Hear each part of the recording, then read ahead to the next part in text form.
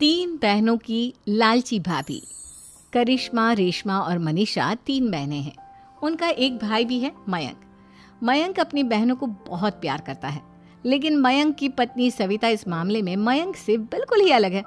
वो अपनी ननदों का जितना बुरा कर सकती है उतना बुरा करती ही रहती है और अपनी ननदों पर हुक्म भी चलाती है। करिश्मा, करिश्मा, तुमने अभी तक नाश्ता नहीं बनाया? तुम्हारे भैया को ऑफिस जाने में देर हो रही है। हाँ भाभी, बस अभी बनाती हूँ। करिश्मा, तुम ये ढीलापन छोड़ दो। कल को पराये घर जाना है। वहाँ अगर तुम इस तरह से काम करोगी तो लोग क्या कहेंगे कि माँ ने और भाभी ने कुछ सिखाया नहीं। और तुम्हारी दोनों बहनें कहाँ हैं? अब रेशमा मार्केट गई है और मनीषा सो रही है। क्या? सुबह के 8 बज रहे हैं और ये महारानी अभी भी सो रही है? ये कहते हुए सविता अपनी सास दुर्गा देवी के पास जाती है। माँ जी, देख रही हो अपनी बेटियों के तौर तरीके? क्या हुआ बहू, सुबह सुबह क्या कर दिया मेरी बेटियों ने? अरे एक तो अभी अभी उठकर किचन में गई है, दूसरी सुबह सुबह बाहर चली गई और तीसरी अभी तक सो रही है। क्या करूं मैं इन तीनों का? मैं तो परेशान हो गई हूँ। जा जाकर उठा उसे और रेशमा से मैं बात करती हूँ। सविता सीधा मनीषा के कमरे में जाती है और उससे कहती है, महारानी जल्दी उठो, सूरज सर पर आ गया है। भाभी थोड़ी देर और सोने दो ना, मैं रात को लेट सोई थी। वो क्या ना, यूनिट टेस्ट चल रहे हैं। शराफत से उठती है या नहीं, या फिर पानी की भरी बाल्टी डालूं तेरे ऊपर? नहीं भाभी, मुझे बिस्तर में नहीं नहाना, उठती हूँ मैं। मनीषा जल्दी से उठकर बाथरूम में चली जाती है। सभी आराम से बैठकर नाश्ता कर रहे होते कि तभी रेशमा बाजार से हाथ में सामान लिए आ जाती है। रेशमा को देखते ही सविता उस पर बरस पड़ती है। लो, आ गई महारानी। ऐसा भी क्या सामान लाना था जो सुबह आंख मलते ही बाजार की तरफ रवाना हो गई?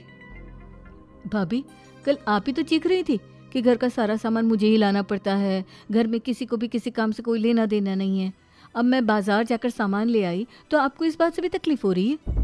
देख रही हो माँ जी, अपनी बेटी की जुबान कैंची से भी तेज चलती है। और मयंक, आप तो कुछ कहेंगे नहीं अपनी लाडली बहन को। रेशमा, अपनी भाभी से ऐसे बात नहीं करते। चलो माफी मांगो। भैया, मैं क्यों माफी मांगू? आप भाभी से बोलिए ना कि हम पर कम हुक्म चलाया करे। हम इस घर की बेटियां हैं और आपकी पत्नी की ननद है, नौकरानी नहीं। लो कर लो बात। इनकी भलाई के लिए कुछ भी बोलो तो इन्हें बुरा लग जाता है।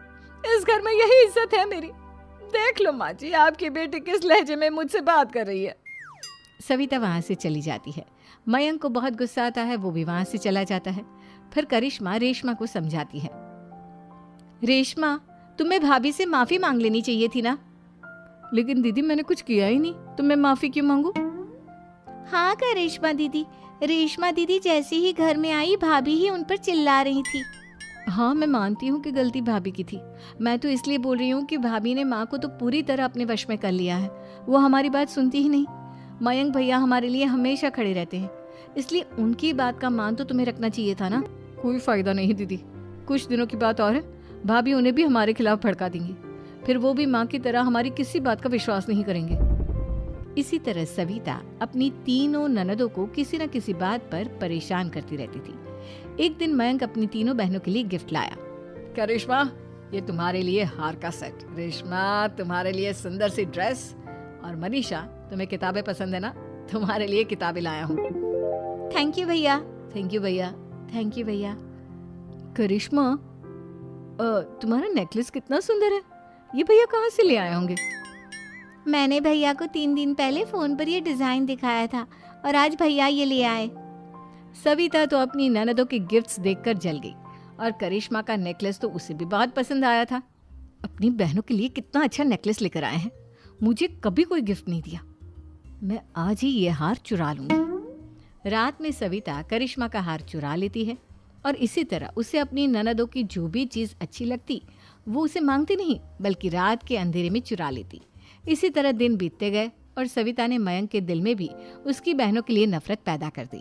एक दिन मयंक ने करिश्मा और रेशमा के लिए रिश्ता देखा और ये बात उसने घर में सबको बताई। माँ, करिश्मा और रेशमा के लिए बहुत अच्छा रिश्ता आया है, वो लोग कल इन्हें देखने आ रहे हैं। आप और सविता मिलकर सारी तैयारी कर लेना। ये सुनकर करिश्मा और रेशमा खुश हो जाती हैं, लेकिन सविता सोचती है, अगर इन दोनों बहनों की शादी हो गई तो घर और बाहर का काम कौन करेगा? मनीषा तो एक नंबर की कामचोर है, उससे तो किसी बात की उम्मीद लगाना ही बेकार है।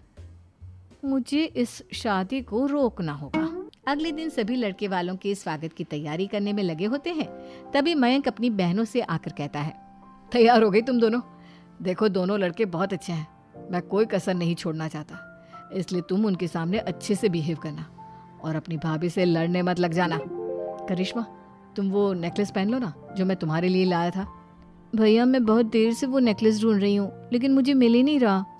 क्या तुमने नेकलेस खो दिया? तुम्हें पता भी है वो कितना महंगा था? तुम कोई काम ढंग से नहीं कर सकती। मयंक गुस्से में वहां से चला जाता है। थोड़ी देर बाद लड़के वाले भी आ जाते हैं। वो दोनों बहनों को पसंद कर लेते हैं और रिश्ता पक्का हो जाता है। लेकिन सविता के दिमाग में तो कुछ और ही खिचड़ी पक रही थी। वो पंडित जी के पास करिश्मा की कुंडली लेकर जाती है और उन्हें पैसे देकर करिश्मा की कुंडली बदलवा देती है। जब लड़के वालों के पास करिश्मा की कुंडली जाती है तो वो दुर्गा को फोन करते हैं। बहन जी, हमने करिश्मा की कुंडली अपने पंडित जी को दिखाई थी। आपकी बेटी की कुंडली नहीं बल्कि दोषों का पिटारा है।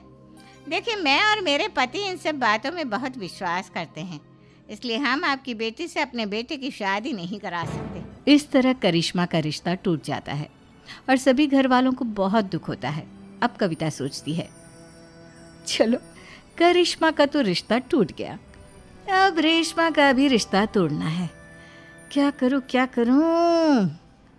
अब सविता आवाज बदलकर किसी अननोन नंबर से रेशमा के होने वाले ससुराल में फोन करती है। हेलो, मैं कौन हूँ कौन नहीं ये आपके लिए जानना ज़रूरी नहीं। बस इतना सुन लो कि रेशमा का 2 साल से किसी के साथ अफेयर चल रहा है। बस रेशमा का रिश्ता तोड़वाने के लिए सविता का इतना कहना काफी था। अब रेशमा का भी रिश्ता टूट गया। मयंक और दुर्गा देवी ने रेशमा को खूब खरी खोटी सुनाई और उससे बार बार उस लड़के के बारे में पूछने लगे। आप दोनों मुझे क्यों परेशान कर रहे हो? अरे कोई लड़का होगा मेरी लाइफ में तो मैं बताऊंगी ना, जब कोई है ही नहीं तो कहाँ से लाऊं मैं कोई लड़का? तो तेरे होने वाले ससुराल वालों को फोन किसने किया था? माँ मैं नहीं जानती किसने फोन किया था, मैं सच कह रही हूँ। मैं तो पहले ही कह रही थी इसकी लगाम खींच कर रखो, लेकिन मेरी सुनता ही कौन है। आप चुप रहिए भाभी, ये सब आपका ही किया धरा है।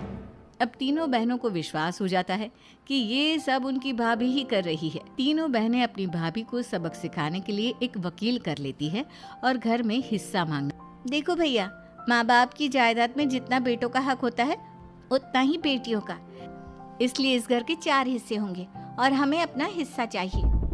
मैंने तुम्हारे लिए क्या क्या नहीं किया और तुम इस घर में हिस्सा मांग रही हो? भैया, आप और माँ हम बहनों की कोई बात नहीं सुनते हो और भाभी हमारी शादी नहीं होने देगी क्योंकि उन्हें लगता है कि आप हमारी शादी में ज्यादा पैसा लगाओगे और उन्हें हम जैसी फ्री की नौकरानी कहाँ मिलेगी।